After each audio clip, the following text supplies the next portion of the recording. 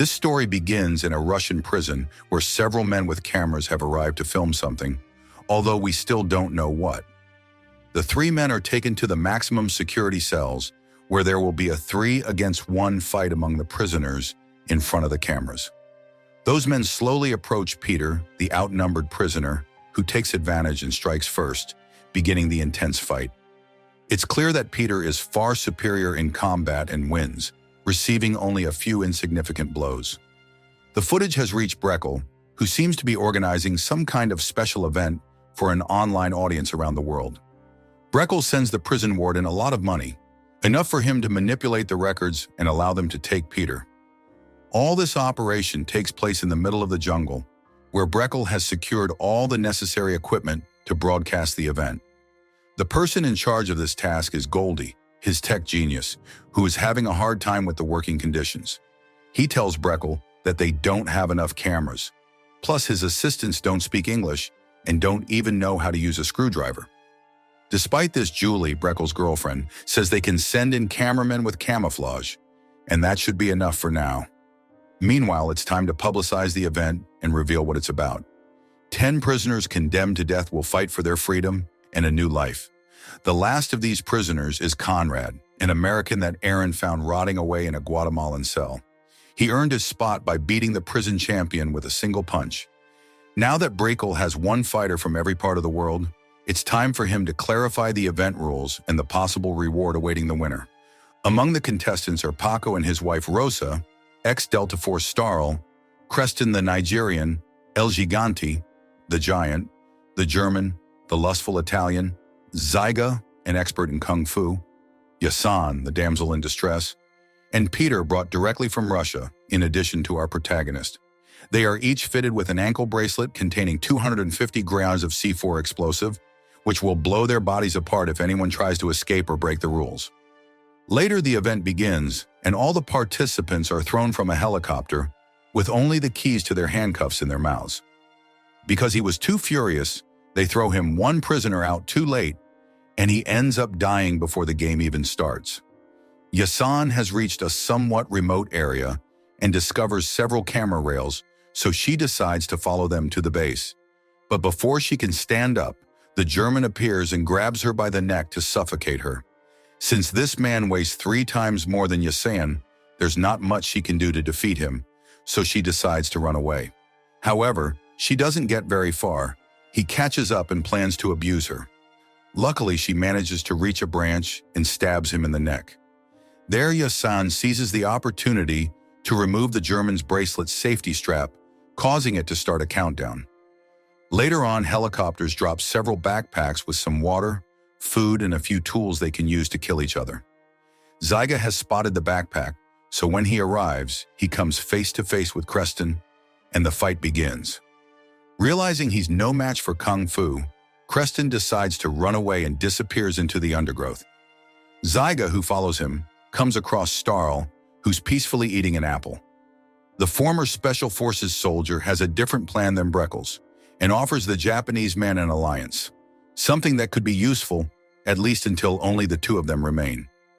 Back with our protagonist, he has run into the last person he expected, Peter, the giant Russian who doesn't hesitate to attack immediately.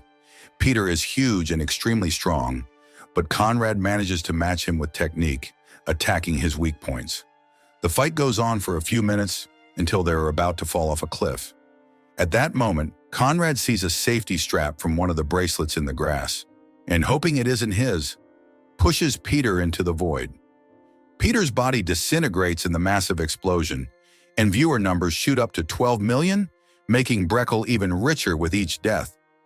Far away in the FBI offices, Agent Wilkins attempts to trace the broadcast's location and stop the slaughter. In his investigation, the man discovers that Conrad, the American, has a wife in Texas named Sarah, and he tells her where her husband is. Sarah, who hasn't heard from her husband for over a year, feared he was dead. She goes to the local bar, where she asks her friend for his computer to watch the transmission. Back on the island, Rosa has done a good job hiding for hours until her husband Paco finally finds her. While the couple is expressing their love, Starl appears behind them, threatening to kill him and then assault Rosa. Paco is strong and manages to overpower Starl, but the sound of his wife's scream distracts him as Zyga had her pinned nearby. This distraction costs Paco the fight. In an instant, Starl breaks his leg using a stick and then knocks him out. When Paco wakes up, he's tied to a tree and can see Starl brutally beating his wife. Back at the base, the angle of what's happening isn't good, so Breckle sends a cameraman to film up close. Julie, who's tired of all this carnage, rebels and orders Breckle to shut down the broadcast and end all this. Goldie is also a bit shaken. The idea of watching Starl abuse Rosa in a broadcast with 15 million viewers is not something easy to take. After abusing Rosa for hours, Starl activates her bracelet and leaves her to die in the middle of the jungle.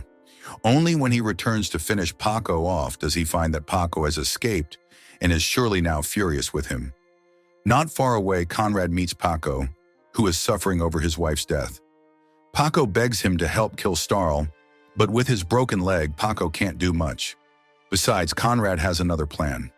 When he was in the helicopter, he saw a radio tower to the north. If he can get there, it might be possible to call for help from the outside world. That night, another suitcase arrives, but this time with more advanced weapons. Starl has found a bow and arrows, Zyga a pair of knives. Later, Conrad figures out how to wrap his ankle bracelet with lead sheets he found in an abandoned car battery. This allows him to block the GPS signal, and now Breckle can't track him. Back at the FBI, the investigation isn't going well. There are over 2,000 islands where Breckle could be hiding, making the task nearly impossible. Because Conrad has gone off the radar and the cameras couldn't locate him, Breckle sends Baxter to find him. Baxter quickly gathers a team of soldiers and heads out in search of Conrad, who just happens to be hiding on the outskirts of the base. After knocking out one of the men with a key, Conrad enters the base, which is heavily guarded, so stealth is critical. The first thing Conrad does is climb the radio tower, where he knocks out the operator. Using the telephone, he calls his wife and tells her to contact the authorities. He then asks her to note down his coordinates and send help as soon as possible. Unfortunately, it doesn't take long for Breckle to detect the signal and cut the power to the tower. Conrad has to flee before the soldiers arrive. The first to get there is Baxter, who, luckily for our protagonist, has terrible aim and fails to shoot him. Elsewhere, we see Creston and Yasin together, having formed an alliance for the time being. Creston is more than happy to have a beautiful woman all to himself. In an instant, he starts fantasizing about everything they'll do with the prize money. He gets so carried away that he doesn't notice Yasin has left. And not only that, but she's also taken the safety strap of his bracelet with her. Back at the operations base, Goldie is starting to have doubts about what they're doing after seeing Starl kill P, who couldn't hide from them. When Conrad returns to the bridge, he witnesses Starl kill Paco. Unfortunately, he's on the other side and can't do anything for Paco. Upon seeing how Starl sets Paco on fire while he's dying, Conrad changes his mind and instead of trying to escape, now plans to kill them first. Morning comes, and the only things Conrad has to defend himself are a couple of metal scraps he ties around his forearms. Then he surprises Zyga from behind and quickly deals with him, while Starl, watching everything from a safe distance, decides not to intervene. After all, there can only be one winner. When Zyga's about to die, Starl steps in, and Conrad flees into the forest, where he finds Yasin hidden in some old ruins. He restrains her before she can attack him, and suddenly an arrow pierces the girl's side. Now Yasin is dying, and only 3 remain. Sarah, who can only watch what happens from the bar, sees her husband fighting for his life and the chance to return to her and their children. With the last of her strength, Yasin rips off her bracelet's safety strap, and the countdown begins, causing a massive explosion. Now believing Conrad to be dead, the alliance breaks. Zyga, knowing he can't beat Starl in a fair fight, decides to flee and kill him by stealth. Suddenly, Conrad surprises Zyga from behind and delivers a blow that scrambles his senses. Starl also appears, and a free-for-all ensues, in which Zyga is killed by Conrad, and Starl, as expected, has fled once again. Conrad pursues Starl through the jungle and corners him at the edge of a waterfall, where Starl chooses to jump rather than face him in a fair fight. The protagonist has no choice but to follow him, Surprisingly, Starl is still alive and has found another suitcase, but this one has something far more dangerous than a bow. Armed with a shotgun, Starl appears in front of Conrad and tries to kill him, forcing the protagonist to flee for now. Later, while searching for Conrad, Starl finds a cameraman and kills him, taking his weapon. Now he has 2 guns and Conrad none. Fortunately, Conrad manages to surprise him from behind, where his weapons are useless. After several intense seconds of fighting, Starl manages to grab his knife and deliver a deep wound to Conrad, who ends up falling off a cliff into the water. With that, Starl is declared the winner, and Breckle brings him in so he can receive his prize and remove his bracelet. But at the last moment, Breckle changes his mind and decides not to give Starl a cent, which Starl doesn't take well. Back in the jungle, Conrad is still alive, only badly injured and barely able to stand. Breckle receives an alert that the FBI is close, so he must leave immediately. But before leaving, he wants Julie to come with him. However, she refuses. Back with Starl, who is furious, he kills the guards watching him. Then he enters the communications tent and kills everyone inside. Conrad arrives at the base, where he's surprised by Baxter.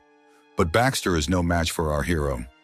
Starl, who has reached Julie, is about to kill her when Conrad catches him off guard and kills him with the weapon he took from Baxter. Now only Breckle remains, and he has fled to his helicopter. Luckily, Julie has kept Starl's bracelet, and the protagonist makes his best throw. Before leaving, Julie gives Conrad the key that will allow him to remove his bracelet before time runs out. The movie ends with Agent Wilkins taking Conrad home, where his wife and children are waiting for him. If you want interesting movie recaps, like, share, and subscribe to follow us for more movie recaps.